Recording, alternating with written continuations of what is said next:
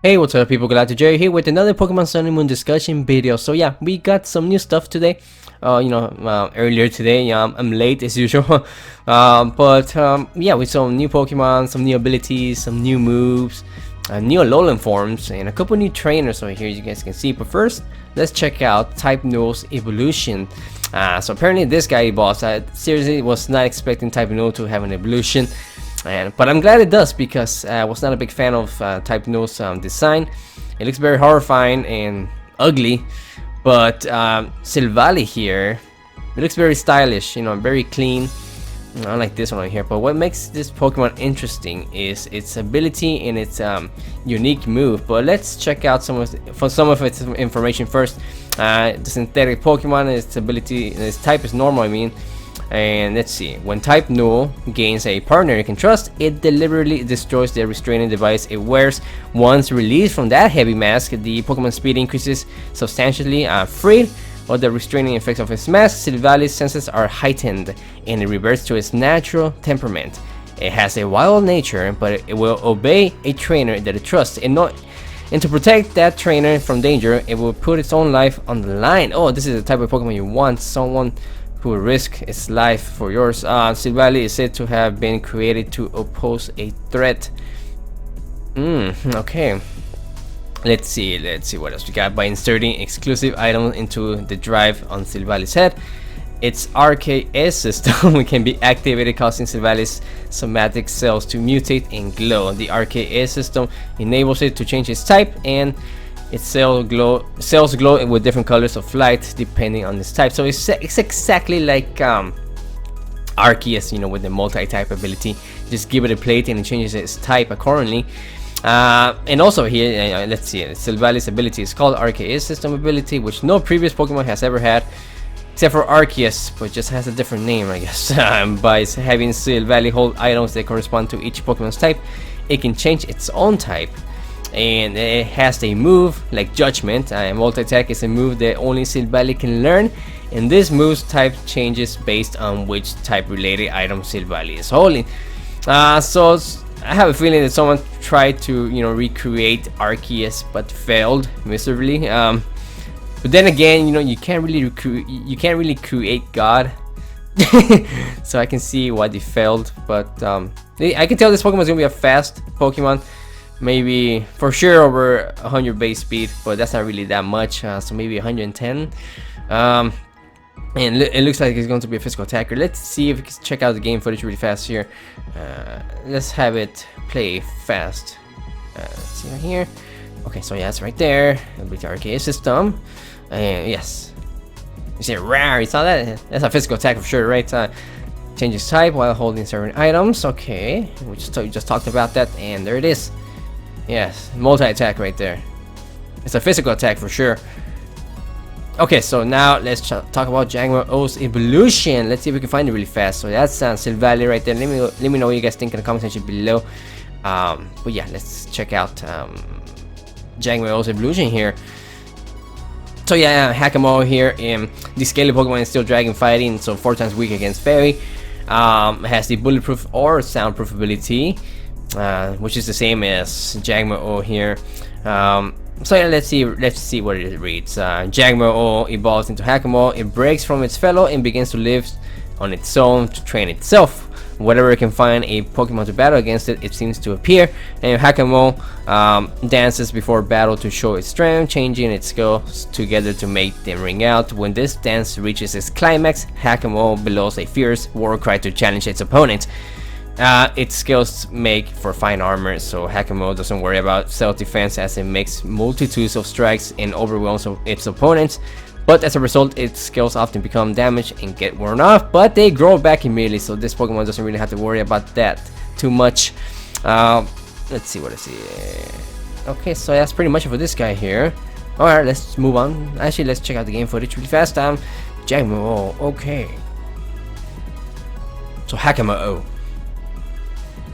Yes, I like Hakamo-o. I like its design better than Kommo-o. This one looks too scaly. It looks I don't know, like it's full of Like it has some weird genetic disease. I don't know. But speaking of that Pokemon, let's check it out really fast. It still has, you know, the bulletproof or soundproof ability. It's still dragon fighting. It's actually pretty short. It looks like it would be taller. It's only 5 feet 3 inches. Okay, you know, at the end of its harsh training, Hakamo-o evolves into this overwhelmingly powerful form.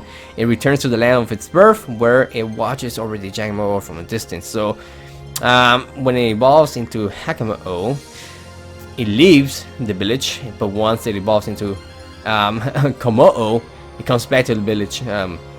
There's a legend that says Kommo-o. I'm just gonna say Kommo, which is the O is annoying. It's covered in glittering scales in order to drive away a great darkness covering the world.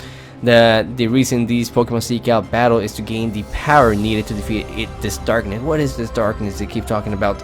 When it detects someone approaching, this Pokemon rings the scales on its tail, and on its tail to announce its presence. It has no desire to battle against weak Pokemon. Oh, so yeah, if you want to battle this Pokemon, just make sure you use a PG or something, because this Pokemon will refuse to battle and you will probably win. Yes, so Kommo-o's greatest move is the uppercut. It swings its arm up from below in a punch of great skill and force, sending its foe flying into the sky. By raising its arms aloft, it can generate a force powerful enough to change the face of the surrounding landscape. Clanging Scales is a move that only Kommo-o can learn. It scrapes the scales covering its body against one another, attacking with great clamor. After using the move, Kommo-o's defense is lowered. So let's see this move in action. Let's see if there's footage for it. Okay, okay, there it is. That's not it. Okay, that's the. Okay, here it is. So it's kind of like superpower or one of those, you know, when you use your attack and one of your stats is going to get lower. So yeah, that's that one. Pretty cool. Don't like its design too much. I like the second stage better, but yeah, we'll see how it fares out in battle. Okay, so here we have Steenee, the fruit Pokemon. What a fruit, right? So it's a pure grass type, and it is the evolved form of this guy over here, Bound Sweet. Let's call it Bound Sweet. Yeah, Bound Sweet. And this one can either have the Leaf Guard ability or the Oblivious ability. So the Calyx on Steenee's head is harder than Bound Sweet's. So Steenee no longer worries about being stabbed by other Pokemon. So this guy gets stabbed. But then again, it is the fruit Pokemon. So yeah, but I'm not sure. You don't usually stab fruit. You just, you know, grab it and take a bite, unless you're using a fork to eat. You know, but other than that, I don't see no other explanation. You know, upon evolving. Oh, let's see. So as Bound Sweet, this Pokemon may have preferred to run away from others, but now Steenee and other Pokemon can play together. So yeah, this is very. It looks very playful. Yeah, so upon evolving, this Pokemon's fragrance becomes even more delectable, but also gains a tomboy-like personality. Living together with one is quite the ordeal. As it moves around, it spins its Calyx, striking nearby objects, but Steenee, yeah, I couldn't care less. Steenee unleashes combo moves using the Calyx on its head and its hard legs. At first, it smacks opponents with the Calyx on its head, and when the opponent flinches, it lands a whacking great kick. But that usually does the trick. This Pokemon doesn't really look like it can have powerful legs. I mean, what the hell is that? Are those even legs, right? But yeah, anyways, that's that one. I like the design. You know, there's nothing wrong with it. I actually like it, but its evolution though over here, kind of weird looking. Tsareena.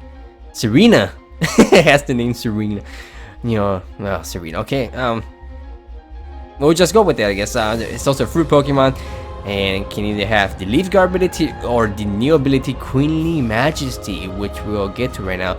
So Tsareena has the nature of high-class nobility. Any Pokemon or human that approaches it with evil in mind will be punished forthwith. It even turns its fearsome glare upon its own trainer if the two of them are not fully in sync, or if its trainer orders it to use a move that will be ineffective. Only the strongest of Steenee are able to evolve. What does that mean? So does that mean it has gotta have like good IVs for it to evolve?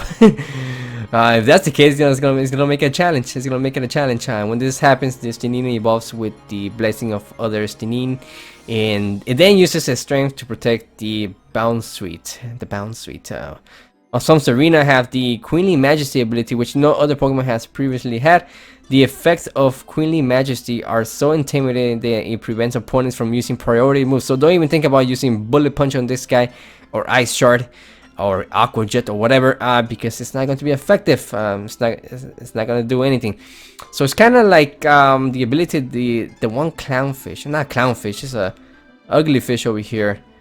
Where is it? It's one of the first ones. Oh, this one over here. Bruxish, yeah, Bruxish, with the dazzling ability, prevents opponents from using priority moves that normally strike first. So it's like, is this the same, but with a different name? I don't know. So yeah, Drop Kick is a move that only Tsareena can learn. It lowers an opponent's attack by showering it with blazing hot kicks in a style similar to that originating from tropical countries. It is said that this Pokemon loses its strength if it touches on the crown-like protuberance on its head. Oh, actually, Drop Kick, I like that move. You know, there's a lot of physical attackers out there. A lot of people use physical attackers, and to be able to lower its their attack stat, you know, that's awesome. So yeah, that's that one. Let's check out the game footage really fast. So let's see. Oh, where is it? Here we are. So Steenee evolves into Tsareena. So yeah, there it is. Steenee. I'm not sure what move that was. Maybe Race Leaf, I don't know. But here comes Tsareena. Yes. Aqua Jet. Yeah, it's not gonna work. Thanks to Queenly Majesty. So yeah, Drop Kick here lowers the opponent's attack stat. And then we got Ribombee. Yeah, Cutiefly's evolution, the Bee-Fly Pokemon. It is Bug Fairy still, and can either have the Honey Gather ability or the Shield Dust ability. So yeah, make sure this Pokemon has Shield Dust, because Honey Gather is useless in battle. So yeah, Ribombee collect flower nectar and pollen to make into balls known as pollen puffs. Okay, these serve as food, and what's more, they also can cause effects like paralysis or dizziness. Ribombee may use puffs to strike their opponents during battles. Some of the pollen puffs the Ribombee make also have relaxing effects or can relieve tiredness. These are distributed around the Alola region as high-priced supplements.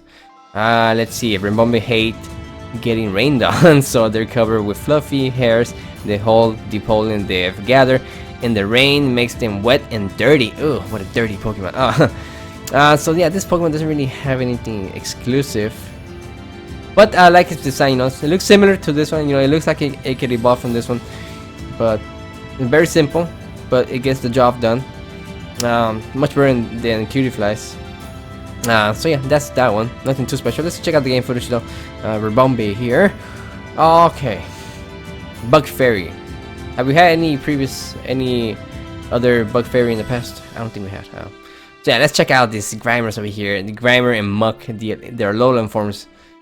So yeah, Alolan Grimer. So this is the Pokemon you can't really change its design. I mean, what else can you do with it? It's just, you know, sludge. So I guess you can change its color and maybe add like a beer around it. So it's a sludge Pokemon. It can either have the Poison Touch ability or the Gluttony ability, but what this makes this Pokemon extra special is that it's Poison Dark instead of just only Dark type, only Poison type. I mean, so it's only weak against ground. So that's awesome. It's kind of like Drapion and Skuntank. Yes.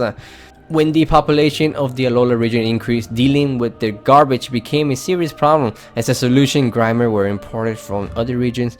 They fed primarily on garbage, so their body composition changed, as did their form. What appears to be teeth in this Pokemon's mouth are in fact residual toxins from the garbage he eats.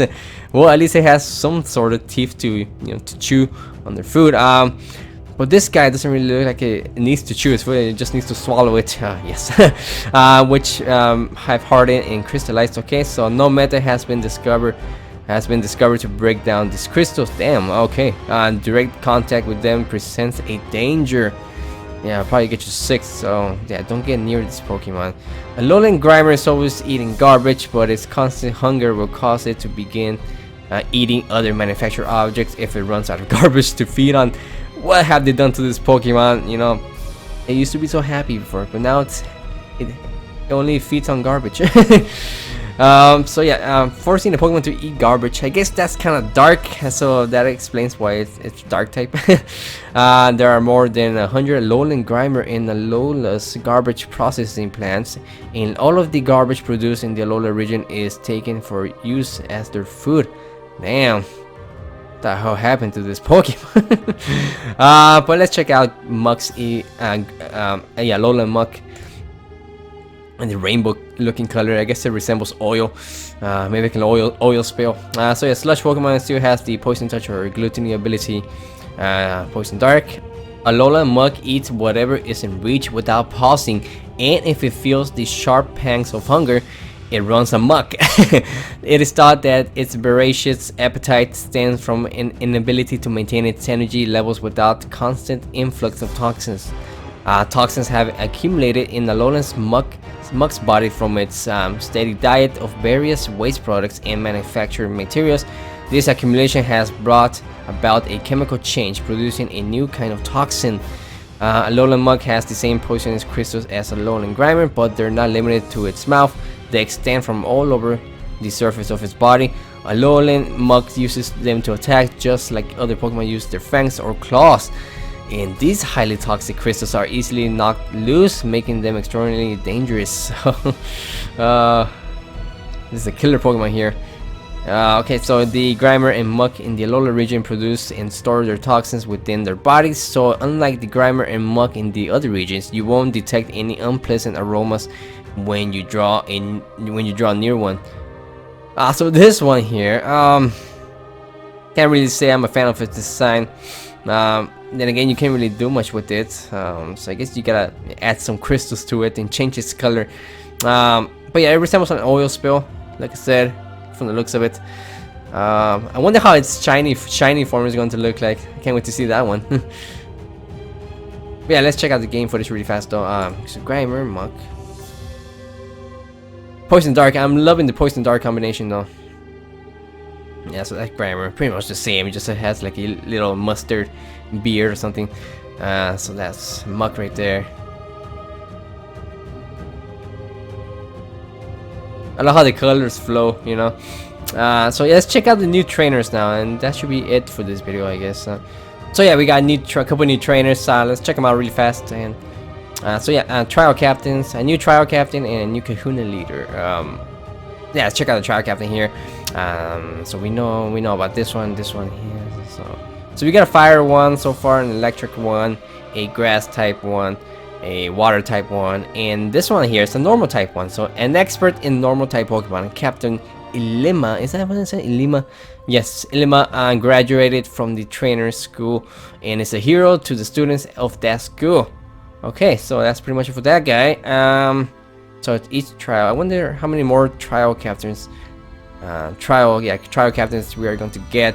Maybe one for each type. That would be cool. But that's it for that one. Let's check out the other one really fast. So yeah, let's check out this one here. Kahunas lead each island. So each of Alola's 4 islands has a leader called the Island Kahuna, who governs the island. Kahunas are chosen by the Pokemon known as guardian deities, which are also found on each island. So this one here, we know about this one here, which is the first one, the first island. Yeah, so Olivia is the Kahuna of Akala Island, the second island you visit on your island challenge. Her skill is extraordinary and can only be expected from someone chosen to serve as Kahuna at such a young age, yet she still insists that she's just a normal girl. Ooh, trust me, there's nothing normal about this girl here, if you know what I'm saying. So yeah, she looks very negative to the island. This guy too, I guess. So that's that one, I guess, and I think that's pretty much it. I also want to mention that Mega Kangaskhan got nerfed, I guess. So the second, the second attack, the lance will only deal 25% damage instead of 50% damage. So that's cool. At least it's something, right? Maybe a little too late, but better late than never, I guess. So yeah, that's everything. And let me know what you guys think in the comment section below. Did you like Alolan Grimer and Alolan Muk? And yeah, all that good stuff. But other than that, thanks for watching, guys, and I guess I'll catch you next time.